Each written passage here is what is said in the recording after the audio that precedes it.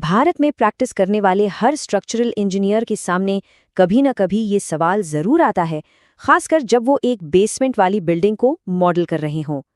सवाल बड़ा सीधा है, क्या बेसमेंट की दीवारों को शियर वॉल्स की तरह गिना जाना चाहिए या नहीं? और यही है वो मिलियन डॉलर क्वेश्चन, है ना? मतलब एक दीवार जिसका प्राइमरी जॉब तो सॉइल को रिटेन करना है, क्या उसे बिल्डिंग के मेन साइस्मिक डिफेंस सिस्टम का हिस्सा मानना ठीक है? अब देखिए, इसका जवाब हाँ या ना में नहीं है। ये कुछ बहुत ही स्पेसिफिक कंडीशंस पर डिपेंड करता है, और आज हम उन्हीं शर्तों को एक-एक करके समझेंगे। ठीक है, तो चलिए इस दुविधा की जड़ तक चलते हैं।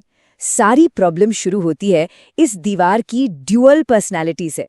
सोचिए, इसके दो काम हैं, दोनों एक दूसरे से बिल्कुल अलग, और कभी-कभी खासकर जब भूकंप आता है तो ये दोनों काम एक दूसरे के खिलाफ खड़े हो जाते हैं। ये एक क्लासिक टकराव है। देखिए, एक तरफ दीवार का रोज का काम है रिटेनिंग एलिमेंट का, मतलब मिट्टी और पानी का प्रेशर झेलना, सिंपल। लेकिन दूसरी तरफ भूकंप के वक्त ये एक सेस्मिक एलिमेंट भी बन सकती है जो जबरदस्त इन प्लेन शेयर फोर्सेस और मोमेंट्स को रेजिस्ट करे। तो ये एक खींचतान है इसके प्राइमरी जॉब और पोटेंशियल जॉब के बीच। तो यहीं पर आकर हमें एक बहुत बड़ा फैसला लेना पड़ता है।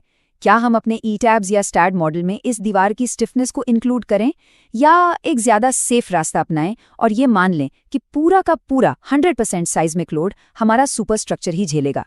ये फैसला छोटा मोटा नहीं है, क्योंकि इसका सीधा असर बिल्डिंग की कॉस्ट, उसकी सेफ्टी और उसकी परफॉर्मेंस तीनों पर पड़ता है। तो चलिए रास्ते नंबर 1 की बात करते हैं। इसे हम कहेंगे प्रोएक्टिव डिजाइन। हाँ, कुछ सिचुएशंस में बेसमेंट की दीवारों को शेयर वॉल्स की तरह मॉडल करना बिल्कुल पॉसिबल है और सही भी है, लेकिन, और ये लेकिन बहुत बड़ा है, ये फैसला आप हल्के में नहीं ले सकते। इसके साथ कुछ बहुत ही स्ट्रिक्ट नॉन नेगोशिएबल शर्तें जुड़ी हैं जिनका पूरा होना मैंडेटरी है। तो आप हाँ तभी कह सकते हैं जब ये 4 शर्तें पूरी हों, एक भी कम नहीं। पहली शर्त, कॉन्टिन्यूटी। दीवार फाउंडेशन से लेकर सुपरस्ट्रक्चर तक बिल्कुल कॉन्टिन्यूअस होनी चाहिए, कोई ब्रेक नहीं। दूसरी, डक्टाइल डिटेलिंग। इसमें IS 3920 के हिसाब से पूरी डिटेलिंग होनी ही चाहिए, मैंडेटरी है। तीसरी, सॉइल पर कोई रिलायंस नहीं। आपका मॉडल इन प्लेन रेजिस्टेंस के लिए पैसिव सॉइल प्रेशर पर बिल्कुल भी डिपेंड नहीं करना चाहिए। और चौथी और आखिरी शर्त, डायफ्राम एक्शन। फ्लोर स्लैब्स को रिजिड डायफ्राम्स की तरह एक्ट करना ही होगा ताकि फोर्सेस ठीक से ट्रांसफर हो सकें। अब अगर आपने ये रास्ता चुना तो ये पॉइंट शायद सबसे ज्यादा क्रिटिकल है। आपको दीवारों के लिए एक रियलिस्टिक स्टिफनेस मॉडिफायर यूज करना होगा। अब देखिए, IS 1893 हमें दीवारों के लिए 0.7 की एक जनरल वैल्यू देता है, लेकिन साइज्मिक ड्रिफ्ट की एक्यूरेट प्रिडिक्शन के लिए 0.35 की वैल्यू मच बेटर है, ज्यादा अप्रोप्रिएट है। और इस बात को समझना बहुत जरूरी है कि ऐसा क्यों।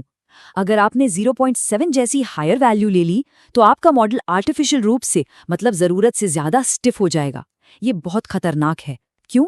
क्योंकि ऐसा स्टिफ मॉडल ज्यादा साइज्मिक फोर्स को अपनी तरफ खींचेगा, और उससे भी बुरी बात, ये सुपरस्ट्रक्चर में होने वाले ड्रिफ्ट को अंडर एस्टिमेट करेगा, मतलब कम करके बताएगा, और ये एक अनसेफ डिजाइन की सीधी सीधी निशानी है। तो सवाल उठता है, इतनी सारी स्ट्रिक्ट शर्तें मानने का फायदा क्या है? देखिए, अगर सब कुछ सही से किया जाए तो फायदा बहुत बड़ा हो सकता है।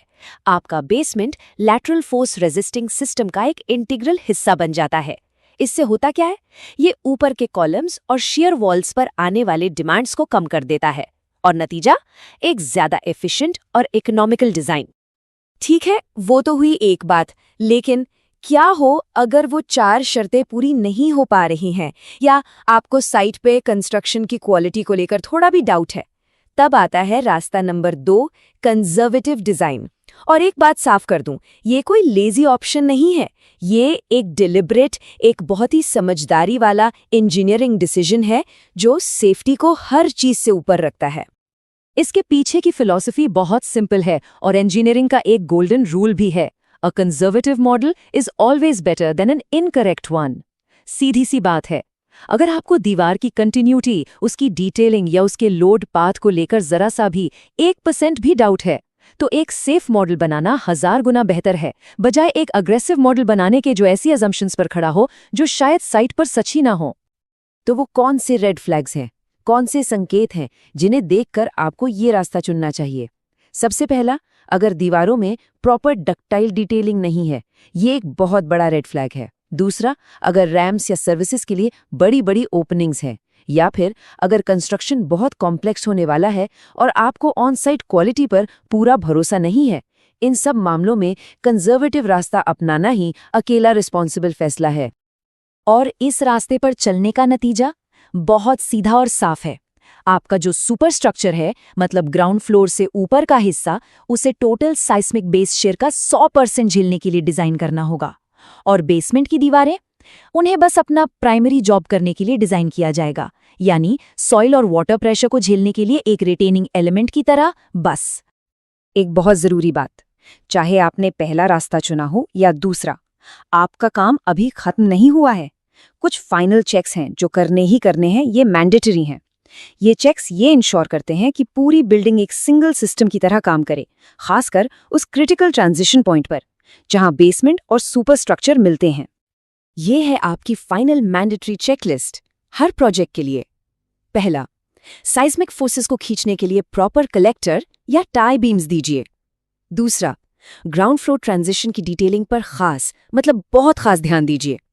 तीसरा, कंपैटिबिलिटी चेक, ये देखना कि बेसमेंट के एलिमेंट्स ऊपर से आने वाले इम्पोज्ड ड्रिफ्ट्स को हैंडल कर सकते हैं या नहीं। चौथा, जितनी भी ओपनिंग्स और रैम्प्स हैं उन्हें मॉडल में एक्सप्लिसिटली दिखाएं। और पांचवां, जिसे कभी नहीं भूलना, सॉइल प्रेशर के लिए आउट ऑफ प्लेन चेक्स। तो ये चेकलिस्ट इतनी जरूरी क्यों है? समझिए, ग्राउंड फ्लोर वो जगह है जहां स्टिफनेस में एक बहुत बड़ा एक सडन चेंज आता है।